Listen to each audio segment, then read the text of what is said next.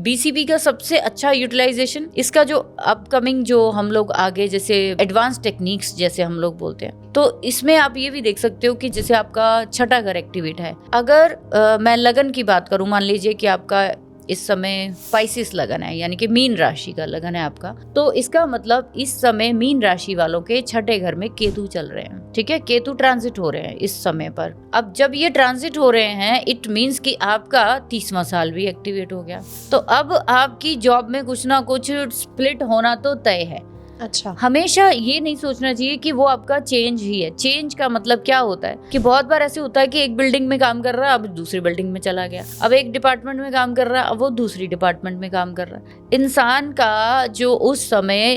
Activation house में अगर कोई बड़ा प्लैनेट गोचर कर रहा है, तो कंफर्मेशन है कि उसके इवेंट वहां पे होना ही होना है।